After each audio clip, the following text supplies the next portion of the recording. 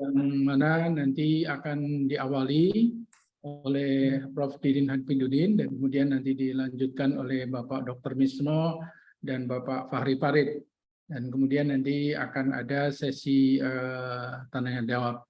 Dan untuk tidak berpanjang kalam, barangkali Pak Bagus bisa di-sharekan untuk kami memperkenalkan profil para pemateri pada siang hari ini untuk dikenalkan kepada para peserta webinar. Baik, yang pertama, insya Allah yang akan menjadi pembicara pertama adalah guru kita, Profesor Dr. Kiai Haji Didin Hafidudin, MSc. Beliau pendidikan S1 di Universitas Islam Negeri Syarif Hidayatullah Jakarta, S2 di IPB, dan S3 di Universitas Islam Negeri Syarif Hidayatullah Jakarta.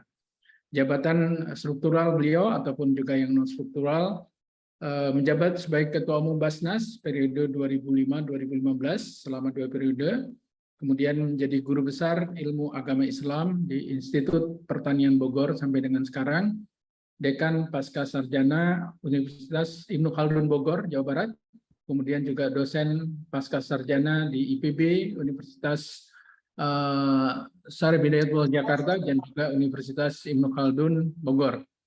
Badan Pengawas Dewan Syariah Nasional, menjadi Wakil Ketua Dewan Pertimbangan Majelis Ulama Indonesia, dan beliau juga sebagai Ketua Umum Badan Kerjasama Pondok Pesantren Indonesia, BKS PPI. Penghargaan yang diterima oleh beliau, Bintang Jasa Utama dari Presiden Republik Indonesia pada tahun 2015.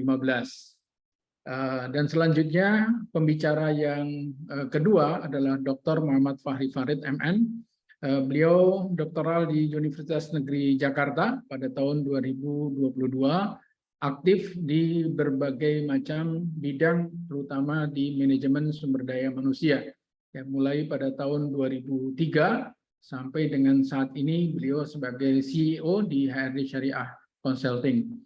Beliau juga menjadi Dewan Pengawas Syariah di beberapa perusahaan lembaga keuangan syariah di Jakarta, dan pada saat ini beliau juga adalah certified di bidang XR Assessor, kemudian Syariah Insurance, dan juga Syariah Pension. Dan yang ketiga, pembicara kita berikutnya adalah Dr. Abdurrahman Misno, MEI. Pendidikan beliau yang terakhir di S3 Universitas Islam Negeri Sunan Gunung Jati pada tahun 2015, dan aktivitas beliau adalah menjadi pengajar di berbagai macam perguruan tinggi di Institut Agama Islam Syahid Bogor, Universitas Ibnu Khaldun Bogor, STAI Al-Hidayah, kemudian STAI Al-Ihsan Jakarta, dan juga dosen di Institut Tazkiyah Bogor. Dan beliau juga termasuk penulis buku yang sangat aktif, ya. Sampai dengan kali ini mungkin sudah lebih dari 100 judul buku yang telah dikeluarkan oleh Dr. Abdurrahman Misno. Nah, mudah-mudahan pada siang hari ini, hadirin rahimakumullah, kita bisa mendapatkan insight pemaparan dari para pemateri dengan topik yang akan kita bahas adalah manajemen sumber daya manusia for pesantren. Nah, untuk yang kesempatan pertama, kami persilakan pada Prof. Didin, waktu kurang lebih 20 menit, dan nanti bisa dilanjut, Prof, untuk langsung tanya jawab dengan para peserta. Berkenan kira-kira kalau Prof. Didin nanti masih ada waktunya. Pada Prof. Didin, kami persilakan. Tafadhol. Terima kasih Pak Agus dan Pak Bagus, ya. Terima kasih dua-duanya. Assalamualaikum warahmatullahi wabarakatuh. Waalaikumsalam warahmatullahi wabarakatuh. Bismillahirrahmanirrahim. Alhamdulillah. Wassalatu wassalamu ala Rasulillah wa ala alihi wa sahbihi wa mawala. La haula wa la quwata illa billah. Asyhadu an la ilaha illallah wahdahu la syarikalah wa asyhadu anna Muhammadan abduhu wa rasuluhu, amma ba'du. Para pembicara yang saya hormati, Bapak Dr. Fahri dan Dr. Misno, dan para peserta webinar seminar nasional yang berbahagia. Saya merasa bersyukur pada Allah Subhanahu wa taala siang hari ini bersama-sama Bapak Ibu sekalian melakukan sebuah kegiatan yang insya Allah sangat bermanfaat baik bagi pribadi kita maupun juga terutama bagi lembaga-lembaga yang sedang kita kelola. Lagi ini berkaitan dengan HRD Syariah, Pondok Pesantren. Kita tahu pesantren adalah sebuah institusi perjuangan, bukan semata-mata institusi pendidikan. Kita di BKSWP menyebutnya pesantren itu institusi iqamatuddin, sebuah institusi untuk menegakkan agama, mensyiarkan agama dalam berbagai macam bidang kehidupan yang dibutuhkan oleh masyarakat. Ya tentu core bisnisnya adalah pendidikan. Pendidikan tapi juga kegiatan ekonomi, demikian pula kegiatan-kegiatan yang lainnya. Dan di pondok pesantren itu ada beberapa kebiasaan yang sekarang menjadi budaya. Saya sering menyebutnya budaya pesantren. Budaya pesantren itu artinya secara teknis pesantren boleh berubah, tetapi budayanya harus melekat, harus masuk ke dalam struktur rohaninya, para guru maupun para santri. Pertama disebut dengan budaya adab. Ya, pesantren itu harus menonjol adabnya. Bahkan di dalam agama kita, ajaran Islam, adab itu sesuatu yang sangat menentukan. Para ulama salafus sholih dulu itu sebelum mempelajari ilmu, mempelajari adab. Karena mereka mengatakan ta'adabu summa ta'allamu. Ya, pelajarilah adab dengan sebaik-baiknya, kemudian kalian mencari ilmu. Al-adab qoblal ilmi. Adab itu sebelum ilmu. Jadi budaya adab ini tetap harus kita pertahankan di pondok pesantren. Yang kedua adalah budaya ilmu. Ya, budaya ilmu. Pondok pesantren tanpa ilmu ya merupakan kebun-kebun biasa yang tidak menghasilkan sesuatu apapun yang bermanfaat. Dia akan bermanfaat ketika di situ dikembangkan ilmu pengetahuan. Baik ilmu pengetahuan yang berkaitan dengan fardu ain maupun juga yang berkaitan dengan fardu kifayah. Dan kalau kita bicara ilmu, bicara peradaban. Peradaban Islam itu ya peradaban ilmu. Ya, jadi sebenarnya HRD Syariah ini adalah salah satu bidang ilmu menopang peradaban. Ya, karena peradaban di dalam agama kita ya yang sering disebut dengan Islamic civilization, ya peradaban Islam yang konstruktif itu hasil dari ilmu. Ya, di zaman Nabi dan sahabat lahirlah berbagai macam ilmuwan-ilmuwan. Demikian pula ketika Islam masuk ke Nusantara, itu kan diawali dengan ilmu. Ya, ilmu berkembang di pondok-pondok pesantren, di hampir di seluruh Nusantara. Dan kemudian kekuatan Islam pada ilmunya ya. Jadi peradaban ilmu itu harus melekat pada diri kita, harus melekat pada pribadi kita. Peradaban ilmu. Bahkan Nabi mengatakan di dalam bidang keilmuan itu kita harus menjadi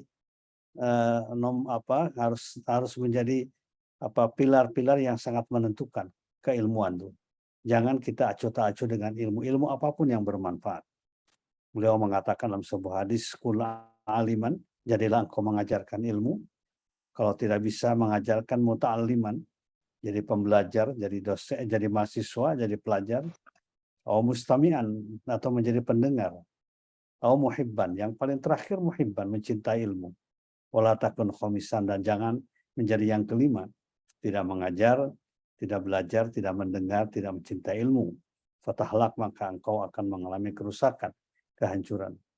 Itu peradaban yang kedua, peradaban ilmu ya. Oleh karena itu di pesantren berkembang berbagai macam ilmu pengetahuan sekarang ini ya.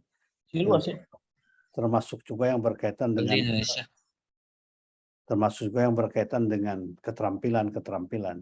Saya kira manajemen ini salah satu bidang keilmuan yang harus kita munculkan, kita kuatkan. Apalagi manajemen syariah ya. Karena memang tanpa manajemen yang rapi tidak mungkin kita bisa melaksanakan sesuatu dengan baik. Manajemen yang rapi itu salah satu ihsan ya. Jadi ihsan itu adalah sebenarnya bagian dari manajemen. Bukti dari manajemen yang rapi itu ihsan dalam segala sesuatu. Allah akan menilai amal perbuatan kita bukan karena banyaknya, tapi Allah akan menilai perbuatan kita karena ihsan. Alladzi khalaqal mauta wal hayata liyabluwakum ahsanu amala. Allah menciptakan kehidupan, menciptakan kematian, supaya Allah menguji kalian, mana di antara kalian ahsanu amala, yang paling baik amal perbuatan, yang paling rapi, yang paling termanage amal perbuatannya. Bukan aksaru amala, bukan yang paling banyak, tapi ahsanu amala. Jadi ihsan itu sesuatu yang sangat penting, sehingga menjadi salah satu bagian penting dari ajaran Islam. Dan salah satu bagian penting dari pertanyaan yang disampaikan oleh Jibril kepada Rasulullah SAW yang menjelaskan, bertanya tentang rukun-rukun agama, iman, Islam, dan ihsan. Jadi ihsan itu sesuatu yang sangat penting. Manajemen itu sebenarnya adalah bagian dari upaya kita melakukan sesuatu secara ihsan. Apalagi ketika kita melakukan sesuatu secara berjamaah, secara bersama-sama. Jelas sekali itu adalah sesuatu yang sangat dibutuhkan. Ketika kita berjamaah perlu manajemen yang rapi. Sholat berjamaah juga kan tidak menjadi sholat berjamaah. Kalau sekedar kumpul ya, berbaris, tetapi tidak ada komandan, tidak ada komando, tidak ada suara bersama dan lain sebagainya. Jadi ihsan itu sebenarnya inti dari manajemen menurut saya sih ya. Innallaha yuhibbu idza amila ayyutqinahu. Allah sangat mencintai seseorang jika mengerjakan suatu ayyutqinahu, dilakukan secara itqan, dilakukan secara baik ya. Nah, budaya ilmu yang semacam ini harus kita kembangkan, kita majukan. Karena itu ketika Pak Agus ke rumah dengan kawan-kawan ingin menyampaikan kepada masyarakat pesantren, saya katakan sangat bagus sekali. Pesantren harus disuguhi dengan hal-hal yang berkaitan dengan kebaikan-kebaikan. Ya, kebaikan-kebaikan baik dalam rangka menata pendidikan maupun juga dalam menata kegiatan-kegiatan yang lain. Jadi budaya ilmu, kemudian budaya ukhuwah ya, budaya persaudaraan itu harus dikembangkan. Dan kemudian saya melihat bahwa salah satu ilmu pengetahuan yang harus dimiliki oleh kita itu, siapapun kita ini, apalagi di kalangan pesantren, yang disebut dengan fiqhul waqi, ilmu-ilmu yang berkembang ya pada masa sekarang ini, fiqhul waqi. Jadi bukan sekedar mempelajari fiqhul madi ya, peristiwa-peristiwa yang lalu, sejarah, tapi juga kita harus mempelajari ilmu-ilmu kekinian yang berguna, bermanfaat bagi kita semuanya, bagi kehidupan umat, kehidupan organisasi, kehidupan lembaga, maupun juga kehidupan umat dan bangsa kita. Tanpa fiqhul waqi kita akan ketinggalan ya, sehingga sebenarnya sudah disyaratkan oleh para ulama dulu ya. Imam Syatibi mengatakan al ulama ahlu zaman, yang dikatakan ulama itu adalah ahli zamannya, yang mengerti persoalan-persoalan kekinian ya. HRD Syariah itu menghantarkan itu menurut saya apa yang harus dipersiapkan dengan baik menghadapi masa-masa kekinian. Sebenarnya dalam Al-Qur'an ya, itu manajemen itu sudah terutama berkaitan dengan manajemen SDM ya, sudah dicontohkan oleh Nabi Yusuf ya. Nabi Yusuf itu adalah contoh ya seorang pemimpin yang berhasil dalam memanage kebaikan. Masyarakat Mesir ketika itu yang harusnya mendapatkan kesulitan bahan makanan karena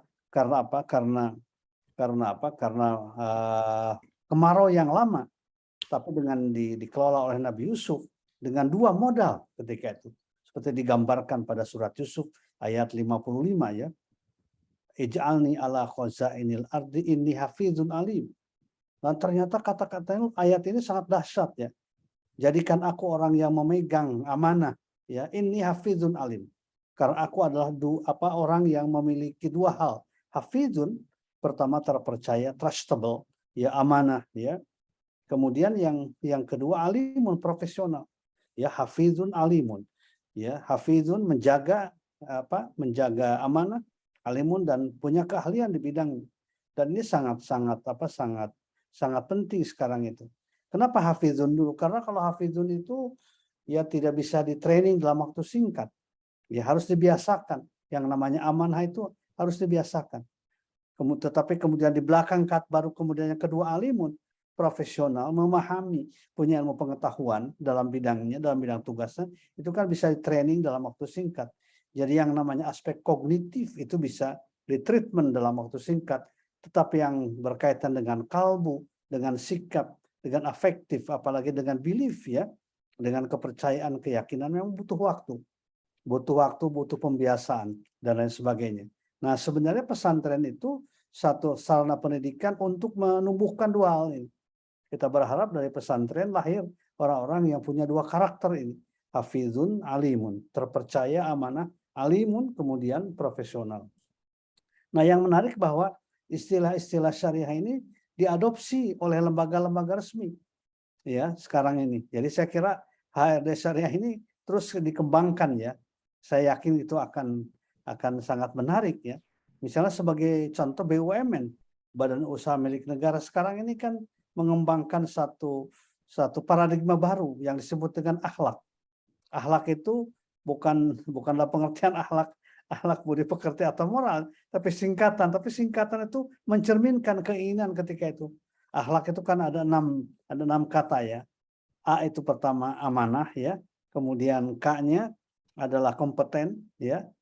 A itu amanah, yang kedua kompeten, kemudian H-nya adalah harmonis ya, kemudian yang keempat L-nya ya, L loyalitas, kemudian yang kelima A lagi adaptif ya, kemudian yang terakhir K yang terakhir kolaboratif. Nah, ini sebenarnya adalah STM syariah itu yaitu sebenarnya amanah, kompeten, harmoni, loyal, adaptif, dan kolaboratif. Meskipun kita bisa mengembangkan pengertian-pengertian dari hal-hal yang semacam ini. Tapi intinya yang namanya syariah dia adalah tidak akan pernah lapuk ya, akan selalu up to date ya ketika kita mengembangkan untuk kepentingan kehidupan yang lebih baik. Demikian saya kira ini sekedar pembuka, nanti dua pembicara yang sudah ahli ya, Dr. Misno dan Dr. Fahri yang akan menyampaikan secara luas. Saya ini biasa menyampaikan kultum ya, kuliah terserah antum lah. Ya, cukup saya kira. Demikian Pak Agus ya, terima kasih Pak Agus, terima kasih. Assalamualaikum warahmatullahi wabarakatuh.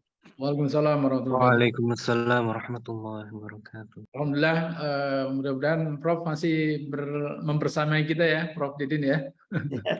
Baik, ya sehingga nanti kita masih bisa mengembangkan dengan diskusi setelah dua pemateri berikutnya akan menyampaikan materinya. Sangat luar biasa apa yang tadi telah Prof sampaikan, sangat mendalam dan langsung, istilahnya intinya inti, core of the core yang kemudian diadaptasi Kementerian BUMN dengan tagline akhlak ya, amanah, kompeten, harmonis, loyalitas, adaptif, dan kolaboratif, dan itu menurut beliau itu adalah esensi daripada manajemen sumber daya manusia syariah. Nah, untuk kesempatan berikutnya kami persilahkan kepada Dr. Abdurrahman Misno untuk menyampaikan paparannya terkait dengan overview apa itu konsep HRD syariah. Kepada beliau waktu dan kesempatan kami persilakan. Tafadhol Prof Misno. Baik, terima kasih Pak Dr. Agus. Saya akan share screen. Baik, terima kasih. Bismillahirrahmanirrahim. Assalamualaikum warahmatullahi wabarakatuh. Waalaikumsalam warahmatullahi wabarakatuh. Alhamdulillahirabbil alamin, wassalatu wassalamu ala asrofil anbiya'i wal mursalin, habibana wa nabiyyana Muhammadin sallallahu alaihi wasallam wa ala alihi wa ashabihi wa man tabi'ahum bi ihsanin ila yaumiddin wa ba'd. Qala Allah Ta'ala fi kitabihil karim, a'udzu billahi minasyaitonir rajim, bismillahirrahmanirrahim. Wa ma kana lil mu'minina wa ma kana al mu'minuna liyanfiru kaffah walaula nafara min kulli firqatin minhum ta'ifatul liyatafaqahu fid din wa liyundiru qaumahum idza raja'u ilaihim la'allahum yahdharun. Wa qala Allahu azza wa jalla aidan ya ayyuhalladzina amanu idza qila lakum tafassahu fil majalisi fafsahu yafsahillahu lakum wa idza qila anzuzu fanzuzu yarfa'illahu alladzina amanu minkum walladzina utul ilma darajat wallahu bima ta'maluna khabir. Wa qala Rasulullah sallallahu alaihi wasallam fi riwayatin rawahu Tirmidzi an Anas bin Malik radhiyallahu anhu anna Rasulullah sallallahu alaihi wasallam qala idza marartum bi riyadil jannati farta'u qalu wa ma riyadul jannah qala khilaquz dzikr. Wa aidan qala Rasulullah sallallahu alaihi wasallam rawahul Muslim wa majtama'a qaumun fi baitin fi buyutillah aw min buyutillahi yatluna kitaballah wa yatadarrasunahu bainahum illa nazalat alaihimus sakinah wa ghasiyatuhumur rahmah wa khaffathumul malaika wa dzakarahumullaha fi man indah. Amma ba'd fa inna asdaqal hadiits kitabullah wa khairal huda hudan Nabi sallallahu alaihi wasallam. Alhamdulillah, syukur kepada Allah Subhanahu wa taala yang telah memberikan kepada kita kenikmatan iman, Islam dan juga ihsan. Kemudian salawat dan salam sama-sama kita panjatkan kepada junjungan alam Habibana wa Nabiyana Muhammadin sallallahu alaihi wasallam, kepada seluruh ahlul baitnya, para sahabatnya, serta orang-orang yang senantiasa mengikuti jejak sunnahnya hingga akhir zaman. Yang kami hormati dan kami banggakan, kami cintai karena Allah Subhanahu wa taala, Gurunda Syekh Profesor Dr. Haji Didin Habibuddin MS, jazakumullahu khairan ala ilmik. Terima kasih atas kehadiran dan juga motivasi bagi kami yang masih belajar ini untuk terus bersemangat dalam bagaimana memberikan kemanfaatan dan juga lil izzil Islam wal muslimin. Kemudian yang kedua tentu saja kepada Bapak Dr. Agus Siswanto sebagai moderator yang mestinya juga adalah founder dari HRD Syariah. Terima kasih atas waktu dan kesempatannya. Kemudian juga Bapak Dr. Fahri, terima kasih, dan juga MC kita Mas Bagus, seluruh HRD Syariah serta Ibu dan Bapak sekalian, ikhwas sekalian, rahimakumullah. Mudah-mudahan Allah Subhanahu wa taala memberikan rahmatnya kepada kita. Saya diberikan amanah sedikit terkait dengan bagaimana sebenarnya ya HRD Syariah for pesantren. Saya awali dengan bagaimana teori dan implementasi dari HR atau HRD di pesantren. Mudah-mudahan tadi sambutan yang sangat luar biasa sekali, insya Allah nanti akan ditranslate dan menjadi kata pengantar dari buku yang insya Allah akan segera terbit, yaitu HRD Syariah for pesantren. Jazakumullah khairan kepada Ustadz Profesor Dr. Din Hafiduddin. Kemudian saya awali dengan firman Allah Subhanahu wa taala terkait dengan bagaimana ini adalah salah satu raudhah min riyadil jannah. Saya yakin semuanya sudah paham itu. Kemudian juga dari hadis Nabi Shallallahu alaihi wasallam terkait dengan halaqatul dzikr, yaitu halaqah, satu tempat di mana kita diberikan ilmu oleh guru-guru kita. Insyaallah taala ini menjadi bekal kita untuk bisa mengembangkan ilmu pengetahuan khususnya dalam Islamic Studies dan juga keilmuan yang lainnya. Background dari hal ini atau pesantren atau HRD Syariah for pesantren adalah terkait dengan, pertama saya akan bicara sedikit tentang eksistensi dari pesantren di Indonesia. Ya, tentu saja aturan terakhir Undang-Undang Nomor 18 Tahun 2019 tentang pesantren ini mengukuhkan bagaimana kedudukan pesantren. Ya, sebelumnya tentu saja kita sudah sering mendengar Undang-Undang Dasar tahun 1945 di pasal 20, 21, 28C, 28B, 29 dan 31, di mana seluruh warga negara Indonesia diberikan kebebasan untuk beribadah sesuai dengan agama dan kepercayaannya. Dan ini menjadi sebuah fakta bahwasannya pesantren adalah sebuah lembaga pendidikan yang memang sudah kukuh sejak awal hadirnya Islam di Indonesia, dan hingga tahun 2021 jumlahnya, ini saya ambil dari Emis Kemenag, yaitu 30.495.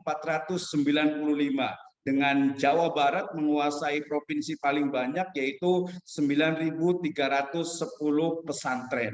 Ini tentu bukan sesuatu hal yang biasa, ini adalah sesuatu yang luar biasa. Kalau kita betul-betul berdayakan, itu akan menjadi satu kekuatan ya dalam bidang manajemen, di bidang ekonomi, kemudian juga bisnis dan lain sebagainya. Nah, kalau kita lihat ya berdasarkan juga Undang-Undang Nomor 18 Tahun 2019 di pasal kelima dan juga ayat pertama ini berbicara tentang tipe dari pondok pesantren, yaitu pesantren salafiyah dan pesantren mu'alimin atau pesantren modern.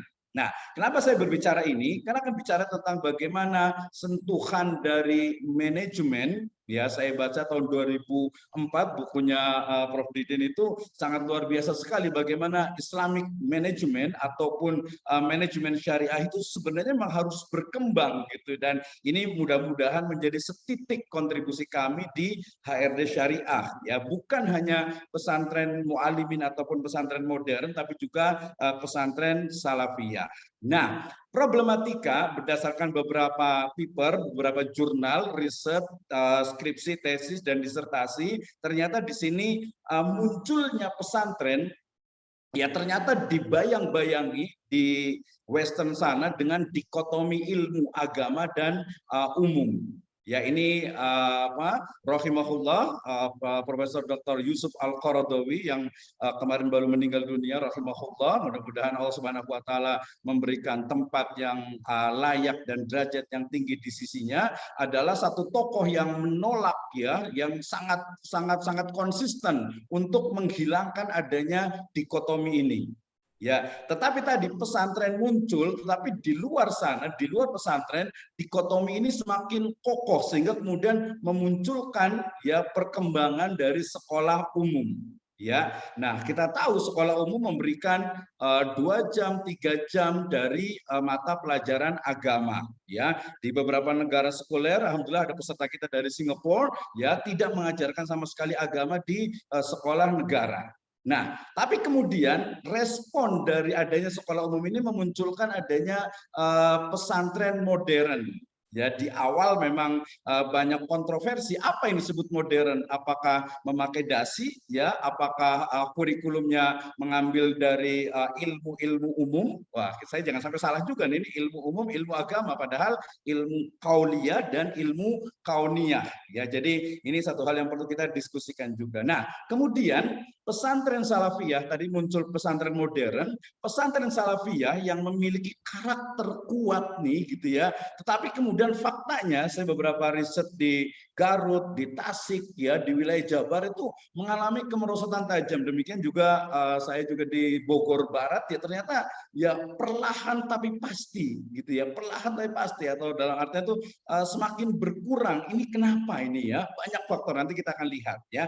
Nah, kemudian salah satu yang menjadi permasalahan terkait dengan ini ingin melanjutkan bagaimana perjuangan dari Gurunda Kiram, yaitu manajemen syariah dalam konteks manajemen pesantren. Sudah banyak ketika bicara tentang manajemen pesantren itu sudah cukup banyak gitu. Tetapi yang kemudian konteks lillahi ta'ala yang kadang oleh sebagian orang itu dipandang apa ya, agak remeh atau sebelah mata, padahal justru memang ini karakter dari manajemen pesantren, yaitu lillahi ta'ala. Nah, mungkin kita hanya perlu sedikit rethinking ataupun reaktualisasi dari lillahi ta'ala. Nah, tentu saja kita hari ini berbicara tentang konteksnya adalah manajemen HRD or Human Resource Development. Nah, ketika berbicara tentang pesantren, sekilas ini mengambil juga dari Arkanul Ma'had. Tentu saja di sana ada kiai, ada ajengan, ada ustadz, ada santri mukim, ada asrama atau kobong, ada masjid dan sistem pendidikan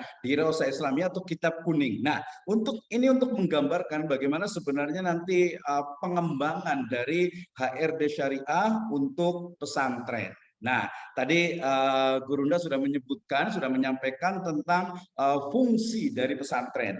Ya, tentu saja yang pertama adalah lembaga pendidikan Islam atau lembaga pendidikan bukan berbasis yang memang syariah atau Islam gitu ya, jelas sekali. Kemudian yang kedua juga adalah sebagai lembaga dakwah tentu saja. Minimal adalah dakwah untuk pesantren atau untuk santri, kemudian untuk masyarakat di sekitarnya dan juga untuk dunia tentu saja. Nah, kalau dalam konteks Islamic Economic and Business tentu saja di sana ada pemberdayaan, empowering. Nah, ketika bicara tentang pesantren juga, ini sebagai sebuah pondasi, ini saya ingin menguatkan bahwasanya eksistensi dari pesantren itu sudah tidak diragukan lagi sebagai lembaga pendidikan yang mungkin nanti akan ada sentuhan riset dan publikasi, kemudian juga lembaga dakwah ini sudah pasti, ya, kemudian juga lembaga pemberdayaan ekonomi, ya, dalam bentuk pemberdayaan santri dan warga, ini sepertinya harus ditopang oleh apa yang disebut dengan manajemen pondok pesantren. Ini sudah banyak dibahas, ya, tetapi dari rangkuman ini semuanya itu adalah pesantren harus mengadakan perubahan, khususnya dalam masalah organisasi dan manajemen. Ini satu konklusi atau satu rekomendasi yang saya ambil dari sebuah jurnal, gitu ya. Tentu saja ini ya debatable, boleh saja perubahan tentu saja yang perubahan yang lebih baik tentu saja, bukan hanya dari sisi planning, organizing, actionnya, kemudian juga controllingnya, ada evaluationnya, dan yang paling penting adalah ada developmentnya, how to develop our ma'had tentu saja. Nah, dari manajemen pondok pesantren ini kemudian kita mengarah kepada salah satu teori tentang bagaimana kunci sukses, key success dari sebuah organisasi.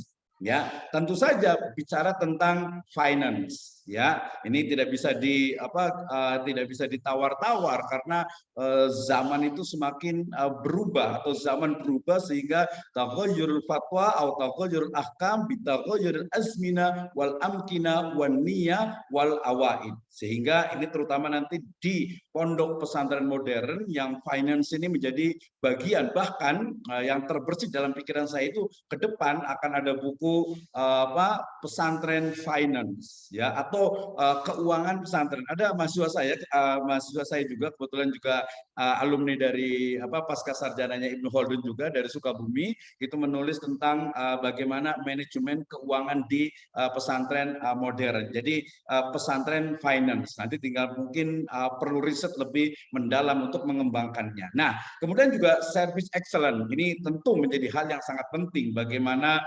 santri, ya, banyak sekali riset tentang bagaimana kepuasan santri, kepuasan orang tua santri atau wali, ya, kemudian juga orang-orang di sekitarnya, finance, service excellence, dan juga nanti ada beberapa yang lainnya menjadi satu lingkaran besar yaitu manajemen SDM, ya, kiai, ya, kemudian ustadz, ini kiai, ajengan, mama, tuan guru dan sebagainya, ya, kemudian ustadz ini adalah lebih kepada guru atau pengajar, ya, tentu saja kiai ya nomor satu gitu ya, kemudian juga ustadz itu adalah guru, pokoknya yang terlibat di situ, ya, termasuk juga nanti adalah tenaga kependidikan dan santri. Sehingga kalau ibu dan bapak sekalian, ikhwah sekalian, ketika mau bertanya ini HRD syariah ini untuk apa?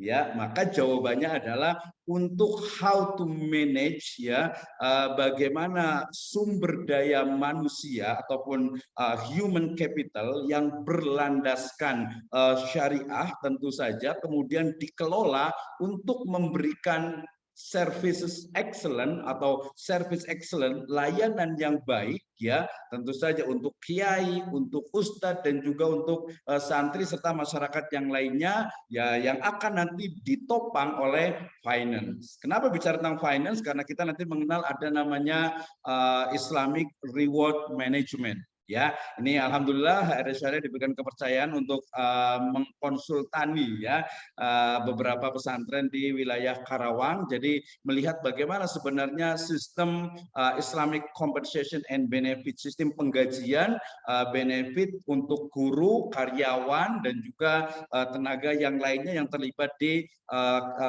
di pesantren itu sendiri. Baik, ibu dan bapak sekalian. Nah, ketika bicara tentang manajemen SDM di pesantren, ya we talk about the recruitment and selection, kemudian juga compensation and benefit, kemudian juga training and development, kemudian industrial relation, kemudian juga corporate culture, dan juga leadership. Wah, ini di buku-buku sudah banyak sekali, tapi yang spesifik untuk mengelola how to manage our human capital ini ya Tahadus bin Nikmah ya. Qaedah Syariah ini terbit pertama tahun 2014 ya. Kemudian dari mulai kalau makannya itu 2020 terbit untuk edisi yang kedua dengan banyak sekali perbaikan-perbaikan sehingga mudah-mudahan memberikan kontribusi not only theories ya but is practice ya, seperti logo dan juga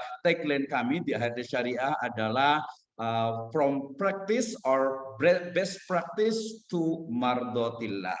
Nah, ketika bicara tentang Qaedah Syariah for pesantren, ini berbicara tentang bagaimana framework dari bisnis itu adalah mardotillah, kemudian yang paling penting adalah religious spirituality, ya, bagaimana akidah tauhid itu menjadi pokok utama atau menjadi fundamen, menjadi pondasi dalam rancang bangun pilar-pilar dari recruitment and selection, training and development, performance management, compensation and benefit, industrial relation, yang nanti terpayungi oleh tentu saja Islamic leadership, yaitu the super leader, super manager, yaitu Nabi Muhammad Sallallahu Alaihi Wasallam. Nah, ini teori dari Qaedah Syariah for pesantren. Jadi kita berbicara bukan hanya tentang rekrutmen, tapi di sana ada nilai-nilai syariah yang harus dikembangkan, yang harus kita betul-betul menjadi pertimbangan. Ya, jadi religious spirituality ya dalam konteks norma akidah syariah dan juga muamalah ini menjadi satu panduan yang tidak bisa diganggu gugat. Nah, ini secara sekilas, waktu saya tinggal 2 menit lagi ya.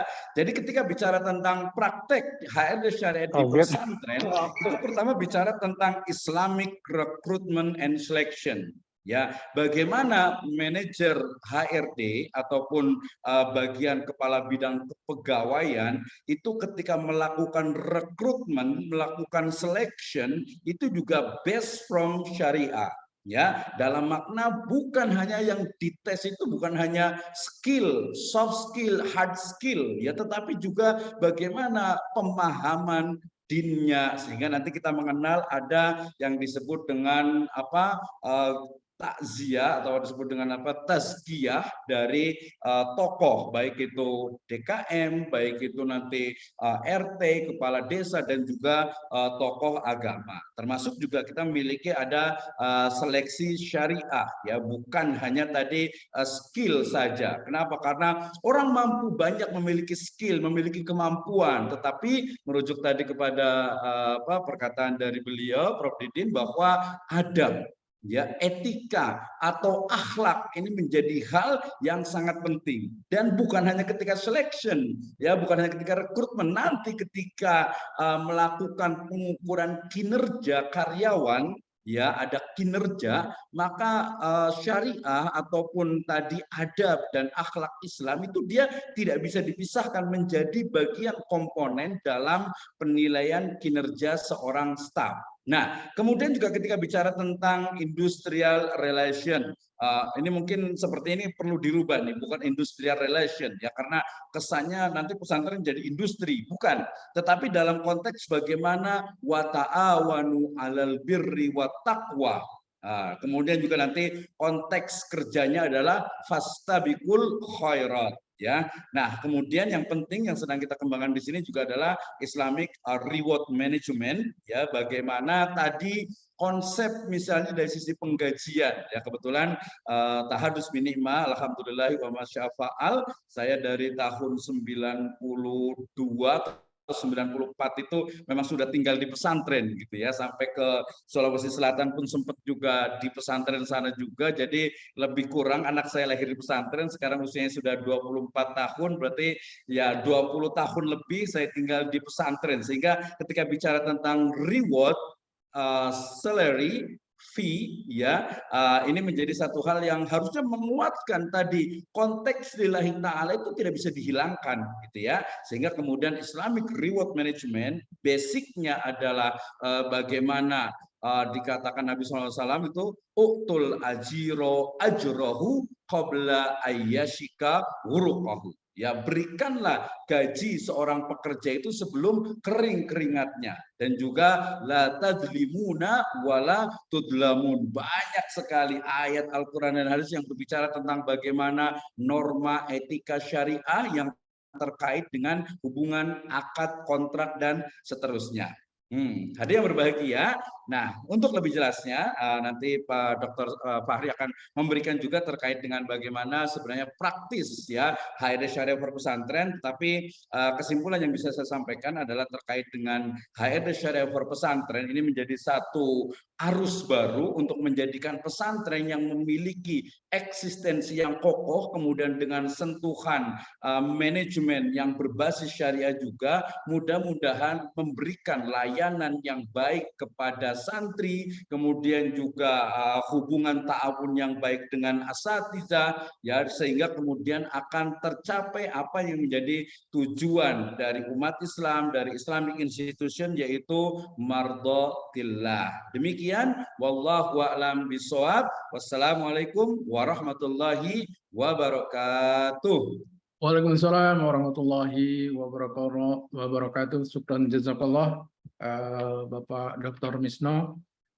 Kalau tadi Prof. Didin mengawali mengutip Quran Surat Yusuf ayat 55, bahwa karakteristik SDM syariah itu adalah hafidun alimun, maka tadi Dr. Misno kemudian membreakdown kembali bahwa ketika kemudian dibawa kepada fungsi-fungsi manajemen HRD syariah, maka di situ dimulai dari rekrutmen, selection, dan kemudian fungsi-fungsi yang lainnya. Nah, ini menjadi satu benang hijau yang sangat luar biasa dari kedua pemateri yang tadi telah disampaikan di depan. Dan kepada para peserta, apabila ada hal-hal yang ingin ditanyakan, bisa disampaikan di chat, karena nanti di akhir sesi kita akan buka pertanyaan. Silakan nanti bisa ditujukan kepada pemateri yang pertama, kedua, atau mungkin yang ketiga. Baiklah, untuk kesempatan berikutnya pada Bapak Dr. Fahri Farid, kami persilakan. Mungkin beliau nanti akan menyampaikan tentang praktikal HRD syariah, implementasinya untuk di pesantren seperti apa. Nah, beliau nanti akan sampaikan di sesi 20 menit ke depan. Pada Bapak Dr. Fahri, kami persilakan. Tafadhol. Baik, alhamdulillah. Terima kasih Pak Dr. Kandidat Agus Siswanto. Bismillahirrahmanirrahim. Assalamualaikum warahmatullahi wabarakatuh. Alhamdulillahirabbil alamin.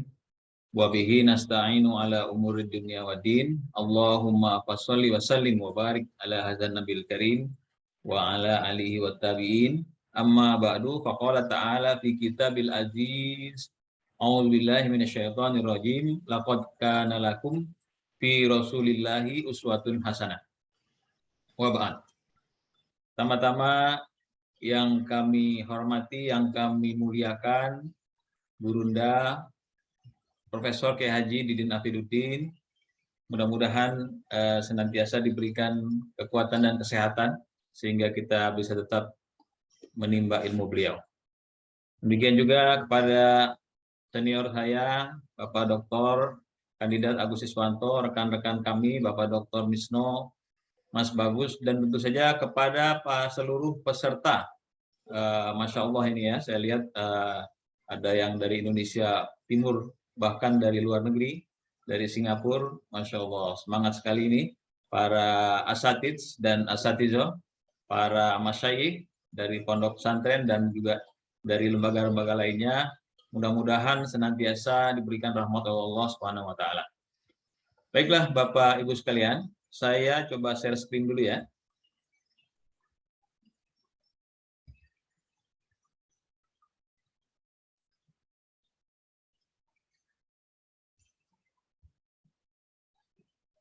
Ya, ini apa PowerPoint saya nih. Apakah sudah dapat terlihat, Bapak Ibu?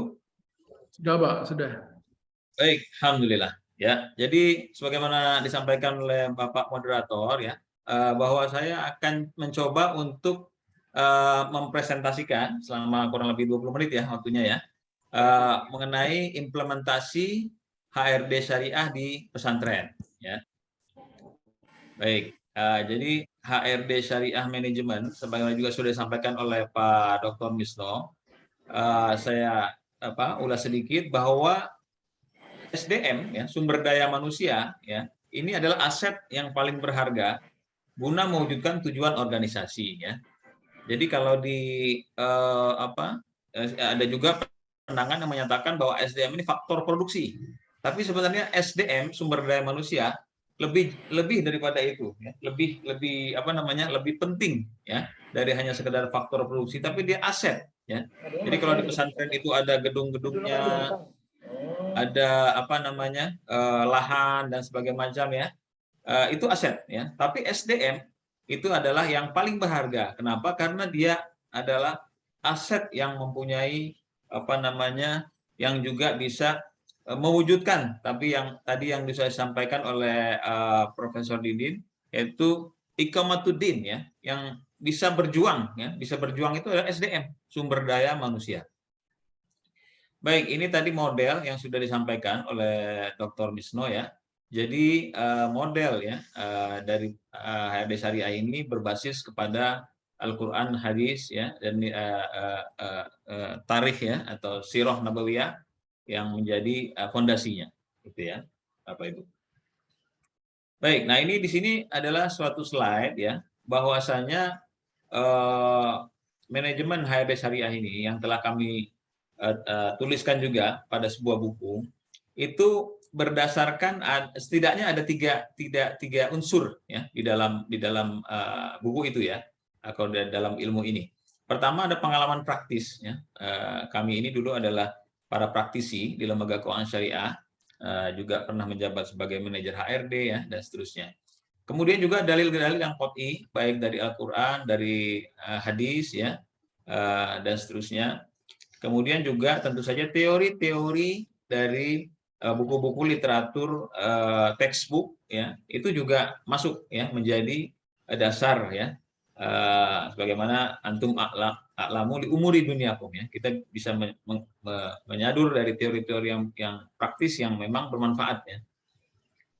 Baik, hadirin dan hadirat rahimakumullah, tidak lupa di sini sirah nabawiyah juga menjadi salah satu panduan atau pegangan dari kita dalam mewujudkan HRD Syariah, manajemen HRD Syariah ini. Nah, ini adalah satu model juga bahwa ada 3 dimensi dalam organisasi atau dalam perusahaan dalam rangka mewujudkan memutar roda organisasi itu setidaknya ada 3 faktor ya, ada 3 variabel ya, yaitu value ya. Value ini kalau di pesantren, organisasi seperti pesantren ini tentunya sudah kuat biasanya nih ya. Nah, kemudian ada sistem ya, sebelah kanannya ada sistem. Nah, ini biasanya kalau di pesantren sistem ini ada yang sudah oke ya, sudah kuat, tapi ada juga yang masih belum ya, masih lemah sistemnya ya. Maksudnya sistem manajemen gitu ya. Nah, value dan sistem ini dibingkai oleh suatu kepemimpinan ya, prophetic leadership atau Islamic leadership. Nah, jikalau ketiga unsur ini, jikalau ketiga variabel ini berjalan ya, berputar dengan saling bahu membahu, saling integrated, maka manajemen HRD Syariah atau manajemen apapun yang ada di pesantren akan berjalan dan dapat kompetitif, bisa bersaing di masa sekarang ini. Baik, saya ingin memberikan contoh yang sistem ya. Tadi kita bicara sistem. Saya ingin mencontohkan sistem yang telah pernah kami terapkan ya, kerjasama dengan pesantren dan juga sekarang pun sedang kita lakukan kerjasama ya, kita terapkan. Yang pertama adalah salah satu sistem yang menjadi persoalan atau menjadi dibutuhkan ya di organisasi perusahaan atau organisasi manapun adalah masalah manajemen penggajian. Nah, ini salah satu dalil yang bisa saya ambil ya, yaitu ketika Rasulullah ya membagi ghanimah ya, harta pampasan perang ketika perang melawan Yahudi, yaitu perang Khaybar ya, di mana dalam perang Khaybar itu adalah ghanimahnya sangat besar, ada 7 benteng yang berisikan harta benda, emas dan lain-lain, sehingga Rasulullah membaginya itu tidak sama ternyata ya untuk para tentara. Jadi yang tentara berkuda mendapat 2 bagian, ya, kavaleri, sedangkan infanteri atau pejalan kaki mendapat 1 bagian. Nah, lebih kurang bagaimana? Karena memang kontribusi ya tentara berkuda dalam menaklukkan Khaybar lebih kuat, lebih besar daripada yang infanteri. Maka Rasulullah bedakan itu ya. Nah, di sini juga saya melihat sudah ada dilakukan oleh Rasulullah ini semacam job analysis atau job evaluation yang kita gunakan di masa sekarang ini. 14 abad yang lalu. Baik. Dalam manajemen penggajian ini sangat menarik. Biasanya sesuai gambarnya di sini. Sebagian besar konflik ya yang timbul dalam suatu organisasi di perusahaan itu adalah salah satu masalah gaji, ya, ujroh. Karena itu sistem kompensasi yang tepat merupakan fungsi strategis yang dapat menjaga dan meningkatkan motivasi serta produktivitas kerja. Nah, ini keluhan-keluhan para pegawai, ya, para karyawan biasa seperti ini, Bapak Ibu. Ya, tidak adil, pekerjaan tanggung jawabnya lebih berat, ya, tapi golongannya sama. Nah, atau sebaliknya, golongannya berbeda, tanggung jawabnya sama. Nah, itu ya. Yang kerjanya 20 tahun, yang kerja 5 tahun dipukul rata, sama. Nah, itu juga menimbulkan kecemburuan sosial. Kemudian juga yang bekerja sebagai marketing misalnya atau humas yang di depan gitu kan ya. Sementara ada lagi yang di belakang, itu juga tidak ada satu hal-hal yang insentif yang bisa membedakannya, misalnya begitu ya. Di samping keluhan para karyawan, pengurus manajemen juga mempunyai keluhan dalam masalah gaji-menggaji ini. Ya, misalnya mereka menanyakan bagaimana sih cara membuat sistem penggajian yang baik dan efektif. Kalau menggunakan konsultan mahal, ya, sistemnya ribet dan seterusnya. Nah, jadi kita perlu memahami reward management itu. Setidaknya reward management itu, menurut Armstrong di sini ya, itu ada 2 dimensi. Yang pertama disebut dengan transactional atau tangible reward, gitu ya. Yang kedua adalah relational atau intangible rewards ya. Nah, transactional atau tangible reward itu adalah terdiri dari gaji pokok, contingent pay. Apa ini contingent pay? Ini merit system ya, insentif ya, untuk supaya orang bisa berpacu dalam mencapai target. Kemudian ada employee benefit ya. Nah, ini yang transaksional. Kalau yang relasional itu ada learning and development, ada pengalaman kerja ya. Jadi kita bekerja, dapat pengalaman kerja, ternyata itu sebenarnya gaji juga, reward juga, tapi itu yang intangible. Nah, Bapak Ibu misalnya ikut training ya, kemudian dibayari oleh perusahaan di dalam kantor atau di luar, ya itu juga sebenarnya adalah reward. Kemudian juga recognition ya, pengakuan ya, achievement kita berkembang, itu juga sebenarnya reward yang bersifat non finansial gitu ya. Jadi reward bukan hanya semata-mata rupiah gitu ya, Bapak Ibu. Nah, di sini salah satu contoh yang kita akan bahas adalah mengenai transactional reward ya, yang terdiri dari basic salary, insentif dan benefit ya. Ini biasanya memang mudah nih dicernanya ya. Jadi gaji itu sebenarnya ada 3 jenis ya, gaji pokok, basic salary, insentif. Insentif ini adalah untuk bonus ya, insentif komisi untuk meningkatkan target ya, untuk memacu prestasi.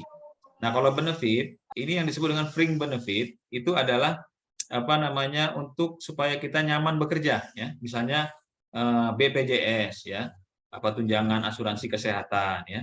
Kemudian tunjangan hari tua ya, tunjangan perumahan, kendaraan dan lain-lain. Nah, jadi kalaulah organisasi atau perusahaan menerapkan ya setidaknya tiga unsur ini, maka insya Allah karyawan akan merasa nyaman ya, sejahtera, enjoy dalam bekerja, fokus gitu ya.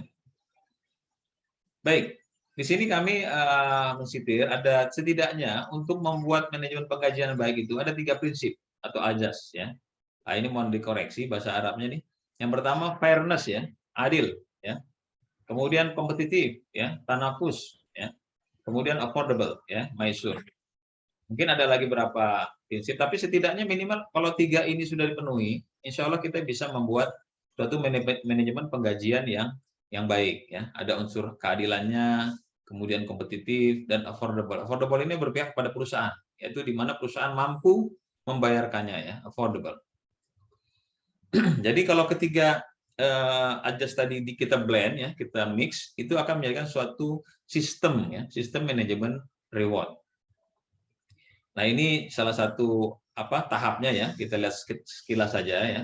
Jadi ada job analisis, ada job desk ya, ada job evaluasi, job grading, sehingga nanti menghasilkan salary structure ya, dan juga nanti bisa diimplementasikan. Baik, di HRD Syariah juga tuntas ya, artinya sistemnya juga dibuatkan ya, disediakan. Jadi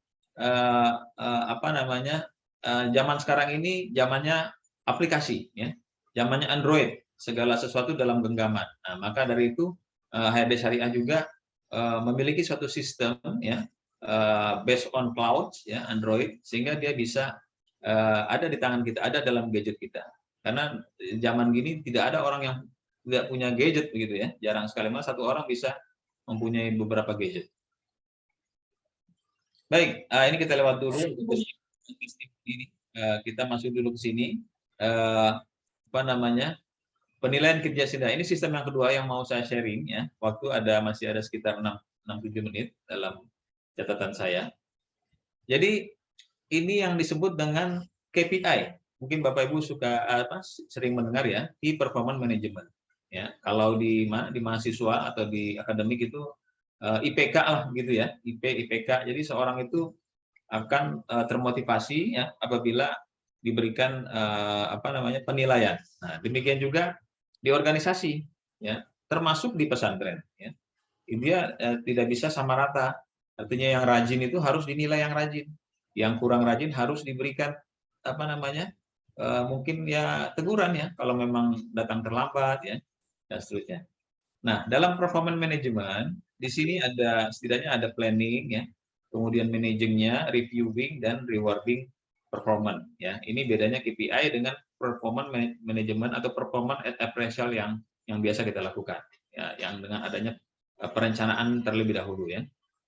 Nah, di sela-sela itu juga dilakukan coaching ya. Coaching itu adalah bagaimana seorang manajer ya, seorang pimpinan itu bisa melihat mengcoaching anak buahnya gitu ya, sehingga mereka terlihat terpantau ya dari waktu ke waktu. Bukan berarti setelah diberikan tugas ditinggal gitu ya, sehingga mereka seperti kehilangan induknya gitu, anak ayam kehilangan induknya. Nah, ini nanti bisa diturunkan dari perusahaan ya, di cascading diturunkan menjadi KPI ya, masing-masing karyawan. Nah, ini contoh-contohnya KPI ya, kita bisa buat per karyawan. Dan juga di sini di KPI tersebut ada implementasi syariah ya. Kalau KPI konvensional itu hanya melulu kepada pekerjaan, kalau yang syariah performance management system juga kita challenging kita pantau ya kemampuan dia membaca Al-Qur'an, tahsinnya, tahfiznya. Karena apa? Karena kemampuan kita untuk tahfiz ya ternyata bisa meningkatkan kecerdasan ya untuk aspek duniawinya ya, itu bisa selaras dengan kinerja yang dibutuhkan oleh karyawan ya dalam hal pekerjaan sehari-hari. Baik, ini 2 slide terakhir ya. Ini adalah contoh yang saya berikan terkait dengan value atau dengan leadership ya.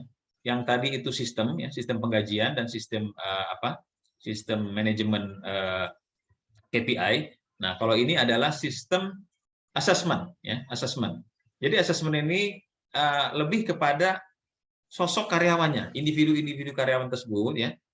Yang tadi sebelah kiri tadi itu ya, value itu ya. Di mana orang tersebut ingin kita lihat ya. Mungkin kita kalau sudah dewasa seperti ini, IQ-nya nggak bisa nambah lagi. Tapi kalau EQ, emotional question, ya, dan dimensi-dimensi kecerdasan yang lain, itu masih bisa ditingkatkan, Bapak Ibu. Ya. Nah, itu bisa kita ukur dengan menggunakan ini, ya, menggunakan psikotes, ya, psychological testing, psikometrik, ya. Kemudian juga menggunakan assessment, ya, dengan apa namanya leaderless group discussion, ya, kemudian behavior interview, ya, dan lain-lain. Jadi kita di sini bisa apa namanya melihat, memetakan para karyawan kita di pesantren itu sebenarnya mereka sudah bagus, ya, tapi mungkin ada gap-gap, ya, mungkin dari sisi komunikasinya, dari sisi leadership-nya, dari sisi itunya bisa kita lihat gap-nya, dan itu kita isi, ya, kita apa namanya kembangkan, kita kuatkan lagi, bisa dengan menggunakan training, bisa dengan menggunakan apa pemagangan, ya, bisa dengan menggunakan project-project dan seterusnya. Nah, ini sisi dari assessment, syariah assessment. Baik, terakhir ada 2-3 menit saya akan gunakan untuk kita mendengarkan testimoni ini dari Ustadz Mika, ya, di pesantren Nur Hasanat Karawang, yang kemarin itu sudah melakukan kita melakukan mengenai pembuatan manajemen reward syariah lewat manajemen, ya. Kalau suaranya kecil, tolong volumenya tolong agak dibesarkan. Silakan.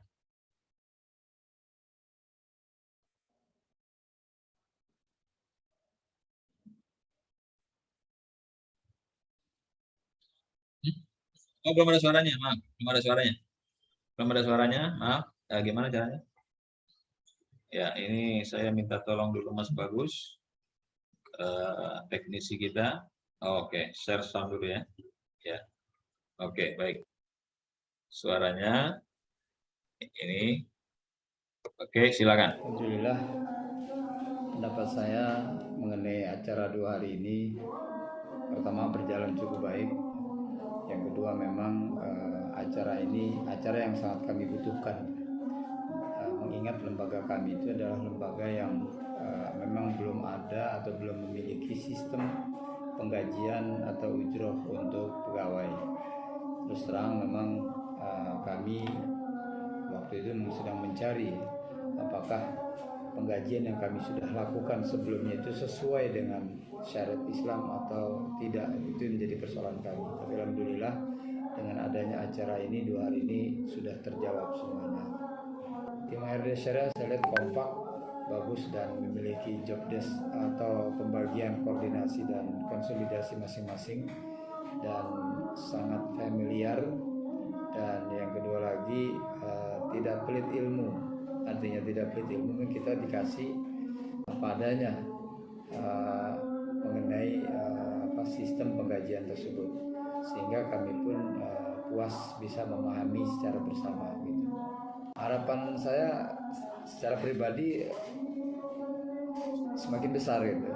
Artinya tidak hanya untuk lembaga sekolah saja atau pesantren saja, tapi lebih banyak kepada lembaga-lembaga yang khususnya lembaga Islam, ya, perusahaan-perusahaan Islam atau syariah, bank-bank syariah dan lain sebagainya. Saya kira itu, karena ini manfaatnya luar biasa.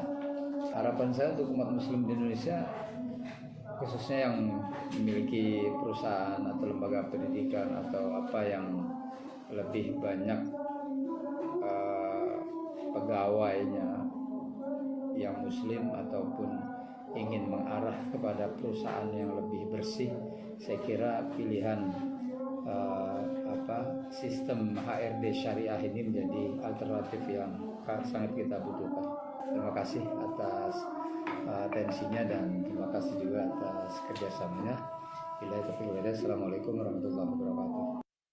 Baik, demikianlah saya kembalikan acara kepada Bapak Agus Susanto. Baik, terima kasih Pak Fahri atas paparannya. Jadi di sesi yang ketiga ini semakin mengerucut karena beliau langsung menukik kepada contoh implementasi, dan memang berdasarkan pengamatan persoalan syariah reward management ini sesuatu yang krusial. Jadi kalau Dr. Misno tadi telah membingkai bahwa ada potensi besar pada SDM di pesantren, yakni nawaitu yang lillahi ta'ala, motivasi yang lillahi ta'ala, yang itu menjadi energi endogen yang sangat luar biasa ketika kemudian ditata secara profesional, karena tadi SDM hafidun alimun yang disampaikan oleh Prof. Didin, ini nanti aspek-aspek berkeadilan, kemudian aspek kompetitif dan affordable, nanti akan menjadi pemicu daripada meningkatnya performa daripada lembaga pesantren tersebut.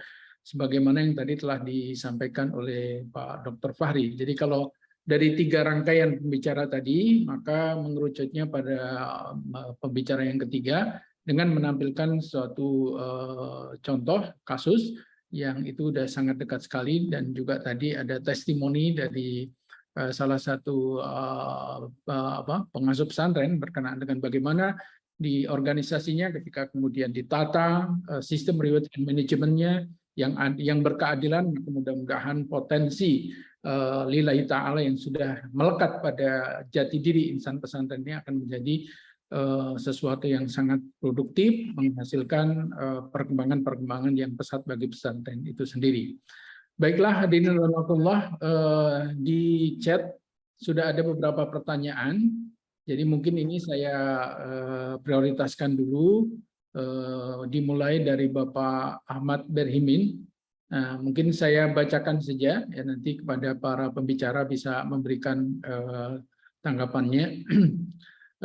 Pak Ahmad Berhimin menuliskan bahwa saya mengajukan pertanyaan tentang pembahasan HRD syariah sudah dipaparkan secara jelas, akan tetapi mengapa pada pesantren modern sendiri tidak menerapkan HRD syariah? Ya. Kemudian terkait dengan pendikotomian pesantren dalam hal rewardnya seperti apa agar HRD terlaksana dengan benar sesuai dengan anjuran para pembuat buku ini. Ya, ini pertanyaan pertama dari beliau berkenaan dengan mengapa ya pada pesantren modern pun belum menerapkan tentang HRD syariah ini. Mungkin satu persatu barangkali ya untuk bisa dijawab dari Pak Fahri barangkali, dari pengalaman berinteraksi dengan teman-teman di pesantren selama ini mungkin bisa menyampaikan. Tafadhol. Ya, baik. Terima kasih pada Pak Ahmad Berhimin. Rasanya saya sudah beberapa kali mendengar nama Bapak ini, pernah gitu ya. Nah, baik, saya akan coba menjawab, tapi dalam hal ini nanti silakan apabila pembicara lain, Pak Kiai atau Pak Dr. Misno, dan bahkan Pak Agus Iswanto pun ada sebenarnya narasumber juga sebenarnya ini. Jadi silakan juga bisa ikut melengkapi ya. Baik, Pak Ahmad Berhimin. Jadi di pesantren modern ya itu saya kira bukannya tidak ada sama sekali, tapi dia sudah menerapkan, tapi mungkin tidak sadar atau bahwa itu adalah juga merupakan manajemen HRD syariah gitu ya. Misal ya contoh ya, dalam rekrutmen itu yang saya ketahui ya, dalam rekrutmen misalnya ya, itu tentu ada selain tes-tes yang IQ ya, kecerdasan, keterampilan, misalnya mau merekrut seorang staf pembukuan ya, akuntansi ya atau finance, itu juga dites juga bagaimana mereka mengajinya ya, tahsinnya ya, hafalan itu ya. Jadi jangan sampai seorang tenaga di staf di pesantren itu juga tidak bisa haji misalnya begitu ya. Jadi dalam sisi fungsi-fungsi SDM ya secara realitasnya diterapkan juga gitu ya. Namun mungkin secara integrasi ya mungkin juga tidak semua belum semua fungsinya ya. Apakah KPI-nya masih sederhana berdasarkan rating ya, belum menggunakan KPI yang ada planningnya, ada tracking dan lain-lain yang lebih profesional lagi. Nah, itu ya. Kemudian yang kedua tadi mengenai rewards ya, rewards management ya. Jadi dalam rewards management juga demikian. Saya melihat sudah dicoba untuk melakukan adanya contoh misalnya ya, adanya gaji pokok ya, adanya suatu benefit tunjangan-tunjangan gitu kan. Tapi mungkin belum apa ya, belum sempurna atau belum profesional. Misalnya begini, tunjangannya itu banyak sekali, misalnya gitu ya. Ada tunjangan ini, tunjangan sampai antara 5 sampai 10 tunjangan gitu ya. Nah, kalau dalam penggajian yang lebih efisien, kita tunjangan itu jangan banyak-banyak, Pak. Kalau menurut kami, gitu ya. Minimal tunjangan-tunjangan yang memang seperti tunjangan jabatan, ya, kemudian tunjangan apa namanya makan, ya, transport. Nah, itu cukuplah, gitu ya. Jadi jangan sampai terlalu banyak sehingga nanti agak apa heavy administration kita sebut ya, terlalu ribet mengurusnya, ya, sehingga nanti pun kita banyak tenaga yang kita butuhkan. Sehingga timbul inefisiensi. Ya, inefisiensi itu kan juga merupakan cost ya, pengeluaran bagi pesantren untuk menggaji karyawan yang mengurusinya. Gitu. Demikian dari saya. Baik, kemudian kita lanjutkan. Ada pertanyaan dari Al Kawiro, apakah ada buku atau panduan HRD Syariah untuk pesantren yang bisa diikuti step by step? Ya, mungkin saat ini yang ada baru buku HRD Syariah ya. Yang khusus untuk pesantren masih sedang dalam taraf penulisan. Mudah-mudahan nanti Pak Dr. Misno bisa menyelesaikannya dalam waktu dekat, begitu ya Pak Dokter ya, Insya Allah. Oke, pertanyaan berikutnya dari Bapak Ajat Sudrajat ditujukan untuk Bapak Dr. Misno. Bagaimana menerapkan di pesantren Salafi sementara SDM khususnya di bidang manajemen HRD itu tidak mumpuni, apalagi yang bisa meramu kurikulum pesantren tersebut. Sementara kurikulum pesantren Salafi hanya mengikuti kebiasaan-kebiasaan yang pernah diajarkannya dahulu. Ada Pak Dr. Misno, kami silakan. Baik, terima kasih Dr. Agus ya. Jadi pertama, kenapa HRD Syariah spesifiknya adalah di Islamic Reward Management itu perlu diterapkan, bahkan menjadi fardu diterapkan, ini adalah implementasi dari Al-Quran surat An-Nisa ayat ke-29. Ya, di mana Allah Subhanahu wa taala berfirman, juga nanti di Al-Baqarah 186 juga ada, ya ayyuhalladzina amanu la ta'kulu amwalakum bainakum bil batil illa an takuna tijaratan an taradin minkum. Ya. Nah, wala taqtul anfusakum dan seterusnya. Ya, ini Prof Dini biasa sering membahas tentang ini nih. Nanti mungkin lihat video-video beliau ya di YouTube. Nah, di An-Nisa 29 ini berbicara tentang bagaimana kita itu ya dalam hubungan tadi tijaroh ya, dalam hubungan juga bagaimana ada ijaroh di sana, ada sewa menyewa, ada jual beli tenaga ya, maka di sana harus ada antarodin. Ya, ada antarodin dan tidak boleh mengambil secara memakan, mengonsumsi harta orang lain, harta diri kita juga secara batil. Itu tujuan goals dari Islamic Reward Management. Ya, nah dari sini kemudian merujuk ke pertanyaan Pak Ajat nih, kepala sekolah di Al Amin nih, Pamijahan, luar biasa sekali ya, terkait dengan menerapkan pesantren Salafi sementara diusut di bidang manajemen hadis. Tadi saya katakan bahwa pesantren Salafi adalah satu pesantren yang memiliki karakter yang kokoh. Karakternya itu kuat, terutama nanti karakter adab ataupun akhlak ya, selain juga nanti kajian kitab turosnya.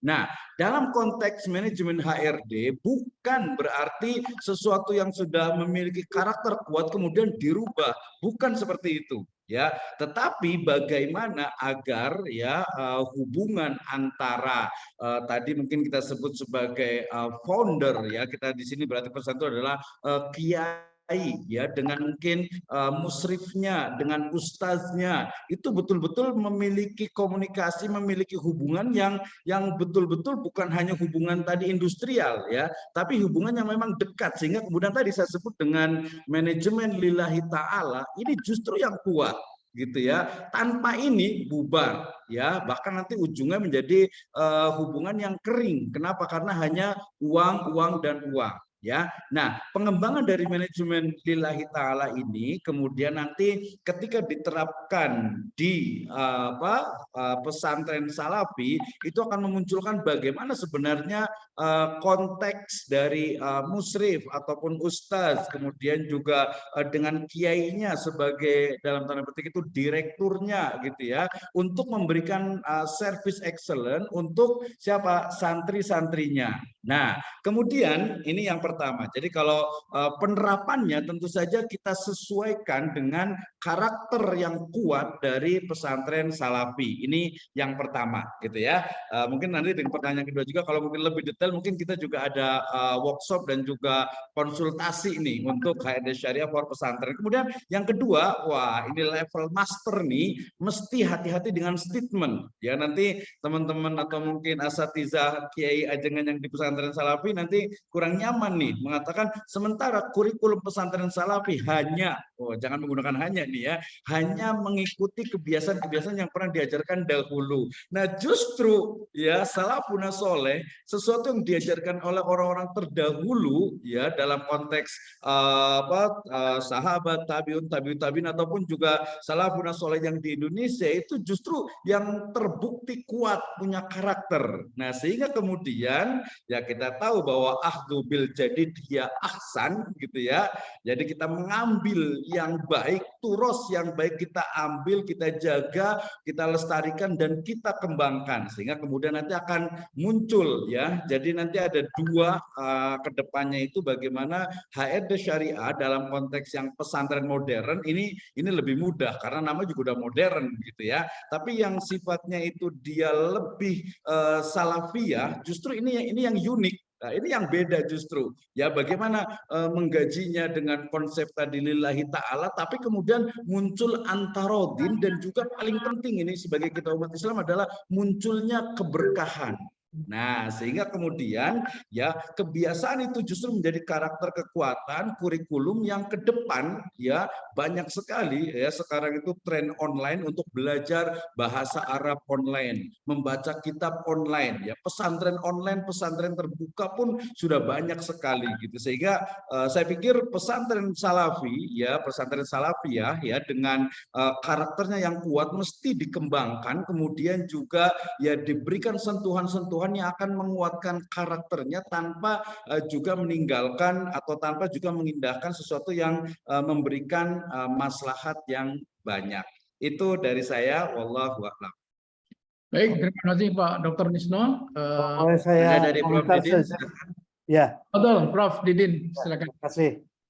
Saya kira ini tugas kita semuanya ya untuk lebih Dr. Bisno, Dr. Fahri, Dr. Agus dan kawan-kawan semuanya untuk membahas tentang pengertian ajrun ini. Saya kira karena itu dianggap sebagai satu masalah yang krusial. Karena misalnya banyak selalu dipergunakan ayat ittabi'u ma la yas'alukum ajron ya. Ikuti oleh kalian orang yang tidak pernah meminta kepada kalian ajron. Jadi sebenarnya itu perlu dibahas ya. Tidak dijawab sekarang tapi dibahas secara mendetail. Apa maksudnya? Termasuk juga pengertian ikhlas. Ikhlas itu apa betul? Setiap dibayar itu dikatakan tidak ikhlas, ya. Dan apakah nanti ada konsekuensinya tidak? Ketika orang tidak menerima reward tadi ya, jangan-jangan karena ikhlas ngajaran juga ikhlas ala kadarnya, tidak pernah dipersiapkan dari itu ke itu. Jadi memang harus satu kesatuan ya, yang ketika kita membicarakan masalah ini, ya pengertian ajronnya sendiri apa, pengertian ikhlas, pengertian karena Allah, satu berkaitan satu dengan yang lainnya, supaya betul-betul masuk di dalam di dalam pemikiran kita semuanya. Kenapa sih ketika orang belajar bahasa Inggris itu yang dikatakan ikhlas itu ketika gede gajinya, tapi ketika baca Quran ya sampai bisa itu tidak pernah berpikir kita harus menggaji yang besar pada mereka yang pada Ali bin Abi Thalib mengatakan orang yang paling berhak untuk mendapatkan gaji yang besar itu adalah pengajar Quran misalnya. Ya sebagai contoh itu coba dilihat nanti hadisnya. Jadi artinya Sayyidina Ali pun juga sudah memberikan penjelasan tentang yang berkaitan dengan dengan reward ini ya. Reward ini. Jadi karena itu mungkin perlu ditambah ini pengertian. Karena di kalangan kita termasuk di pondok pesantren sering ewuh pakiuh kita ketika kita bicara masalah gaji itu. Gaji. Nah, apakah gaji itu juga berdasarkan kebutuhan ataukah gaji itu berdasarkan tanggung jawab? Ya, kalau berdasarkan kebutuhan tentu seorang yang misalnya tapi anaknya banyak, dia harus gajinya lebih besar daripada seorang direktur yang tidak punya istri misalnya. Ya, misalnya sebagai contoh gitu. Jadi hal-hal yang begitu, yang kecil tapi kenyataannya memang sering menghambat ya pengembangan HRD syariah ini. Kemudian coba dibahas. Ini banyak ini ya Pak Fahri ya, Dr. Fahri, banyak sekali hal-hal yang saya kira perlu dikerucutkan pada hal-hal yang lebih implementatif ya. Kalau dalam soal konsep saya kira di pesantren sudah memahami, tapi ketika akan implementasinya mereka melihat apa betul kalau satu kali ngajar itu harus berapa ratus ribu misalkan, selalu begitu. Takut hilang ininya keikhlasannya misalnya gitu. Nah gitu ya. Jadi perlu dijelaskan dengan baik pengertian ikhlas, karena yang namanya ikhlas kan harus berkaitan dengan mujahadah, dengan sungguh-sungguh. Kalau mujahadah bagaimana? Kalau seorang guru kan dia perlu buku, perlu baca dan lain sebagainya. Nah itu hal yang berkaitan. Tidak semata-mata karena berkaitan dengan gaji ya, tetapi juga ada hal-hal yang lain.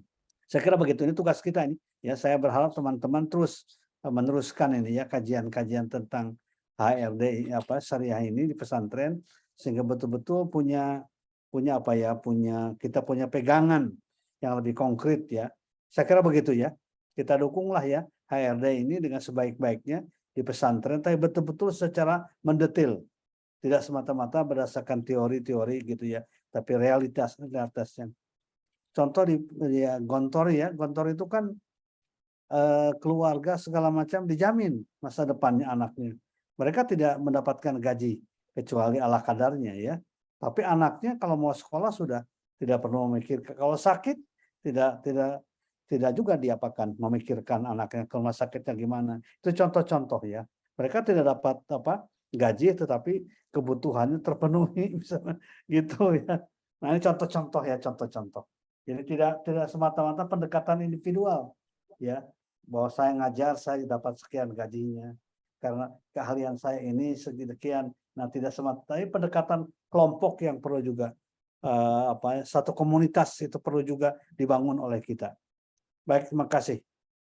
Baik, terima kasih Prof atas pencerahannya kepada kita sekalian. Jadi memang ini menjadi sebuah PR dan juga masih ada waktu barangkali ya Pak Bagus?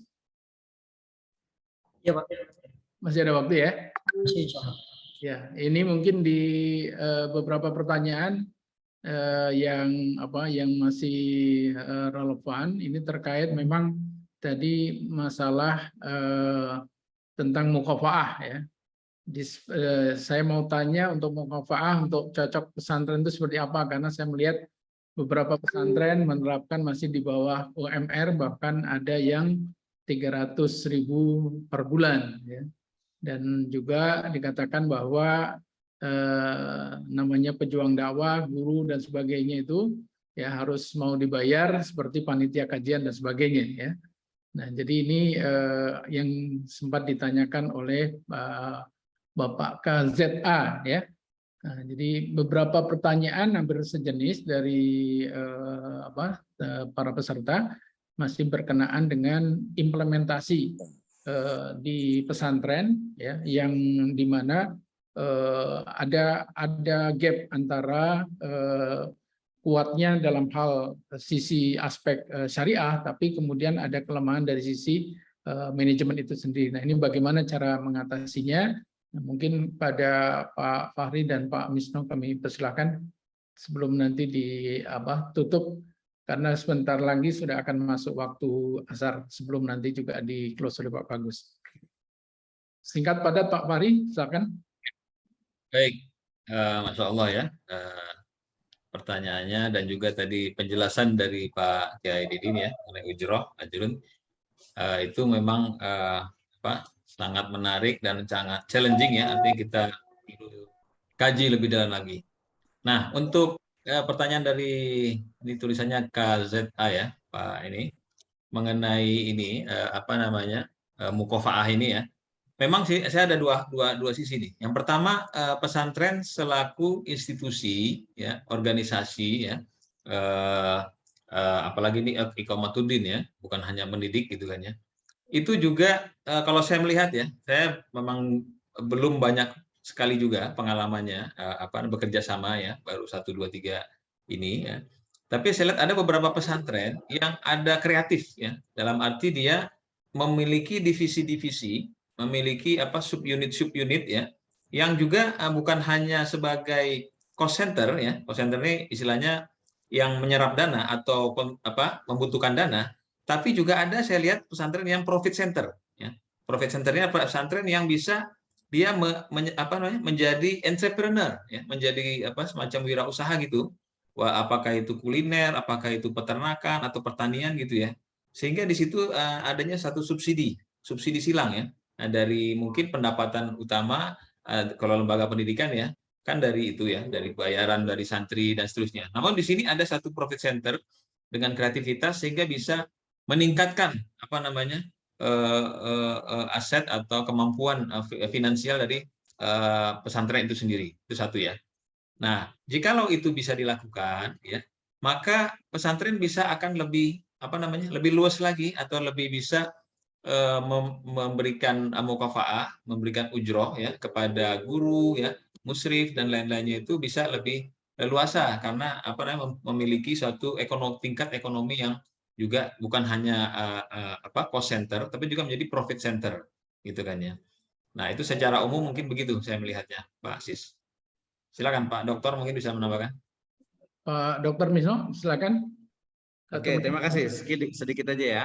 Jadi kami di HRD Syariah itu sebenarnya menghadirkan bagaimana kemaslahatan dan juga keadilan itu bisa dirasakan baik oleh founder, dalam hal ini berarti kalau perusahaan itu adalah pemilik perusahaan, dan juga nanti staff ataupun karyawan. Jadi di sana muncul kemaslahatan, muncul keadilan, dan muncul saling ridho di antara mereka. Nah, termasuk juga dalam hal tadi ujroh ya yang ada di pesantren. Banyak pesantren menggunakan benchmark untuk sistem penggajiannya itu adalah dari sistem ASN ataupun pegawai negeri gitu ya. Sementara ya di situ juga sudah ada beberapa ya teori tentang penggajian. Tetapi kemudian ya banyak sekali di sana bagaimana staf ataupun karyawan ataupun tenaga kependidikan itu seringkali tidak memahami. Tadi misalnya contoh pertanyaan tentang 300.000.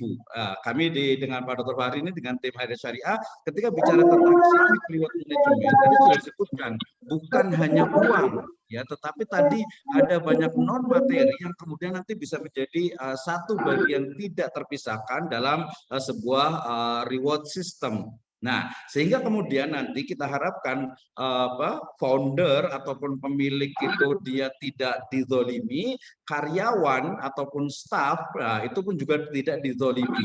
Dalam di next management berikutnya seperti beberapa perusahaan-perusahaan lain juga itu justru akan menjadikan atau membawa staff ataupun juga karyawan dan juga asatidzah dan juga pegawai itu untuk dia merasa memiliki. Nah, nanti konsep koperasi pesantren ini kan sudah banyak nih, tetapi kemudian konteks koperasi pesantren syariah apakah perlu ya? Kalau menurut saya bukan masalah syariahnya, tapi namanya pesantren, koperasi pesantren tapi syariah. Tetapi kemudian kepemilikan sahamnya yang saya maksud ini mestinya melibatkan juga banyak dari bukan hanya pemilik saja. Nah, ini menjadi satu PR buat kita juga bagaimana reward management kemudian juga HRD ini bisa betul-betul memberikan kemaslahatan. Ketika bicara tentang pesantren berarti ya pesantren itu betul-betul menguatkan tadi iqamatuddinnya itu betul-betul dikuatkan dengan sistem manajemen yang baik.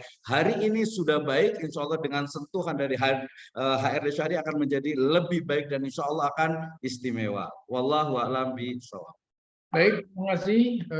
Beberapa pertanyaan memang masih ada, namun karena waktu tidak bisa kita bahas. Mungkin nanti di chat grup bisa diulas oleh para pembicara. Dan untuk sesi webinar kali ini kami sudahi, dan saya ucapkan terima kasih kepada para pembicara, Prof. Didin, Dr. Misno, dan juga Dr. Fahri. Mudah-mudahan ini menjadi bagian daripada amal jariah kita semuanya. Amin ya rabbal alamin. Amin ya rabbal Memberikan alamin. manfaat bagi kita semua dan juga kemajuan sumber daya manusia di pesantren kita di Indonesia. Untuk itu kami cukupkan sekian. Terima kasih. Wabillahi taufiq wal hidayah. Assalamualaikum warahmatullahi wabarakatuh. Dan kami serahkan kembali kepada Pak Bagus selaku MC. Pada Pak Bagus, kami silakan. Baik, terima kasih atas kehadiran Bapak-Bapak dan Ibu sekalian dan juga para pemateri. Dan untuk informasi sedikit dari kami, lanjutan dari kegiatan ini adalah kami insya Allah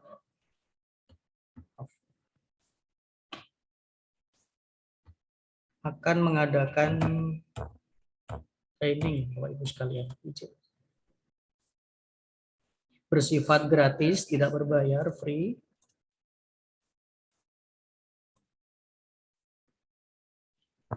Training tentang pembuatan job desk spesifik untuk pesantren dan lembaga pendidikan. Cara pembuatan deskripsi pekerjaan yang berfokus pada sistematisasi tugas, wewenang dan tanggung jawab secara efisien dan praktis. Insya Allah akan dilaksanakan pada hari Kamis 13 Oktober. Waktunya kurang lebih sama, jam 13 sampai jam 15, online juga. Materinya sudah disampaikan ada 4, yaitu job desk dalam perspektif Islam, lalu arti tujuan fungsi job desk, pembuatan job desk, dan implementasi job desk sebagai dasar penerapan sistem HRD. Di sini berbasis HRD Syariah. Yang ingin mendaftar, silakan nanti bisa disampaikan di admin grup. Sekaligus saya menyampaikan juga, kita ada grup untuk sharing, bertukar informasi, dan juga apabila ada pertanyaan, silakan bisa disampaikan. Harapan kami acara ini tidak berhenti di sini, silaturahim kita tetap terjaga. Insya Allah HRD Syariah akan memfasilitasi juga membantu Bapak Ibu sekalian jika memang kami diizinkan silaturahim ke pesantren, ke sekolah, atau ke organisasi Bapak Ibu sekalian. Insya Allah kami akan bisa datang begitu. Demikian dari saya, kurang lebihnya mohon maaf. Ada yang bertanya tentang buku, Pak Bagus? Oh ya baik, berkaitan dengan buku sama seperti yang tadi. Bisa menghubungi saya langsung. Saya salah satunya adalah admin di grup HRD Syariah yang linknya sudah saya sampaikan di chat Zoom. Silakan langsung bisa join dan langsung menghubungi saya terkait bukunya tersebut. Begitu Pak Sis. Ya. Terima kasih banyak atas kesempatan dan waktunya. Kurang lebihnya mohon maaf. Kita akhiri dengan membaca alhamdulillah. Alhamdulillah. Dan doa kafaratul majlis. Subhanallah. Bisa dulu Pak Bagus. Baik.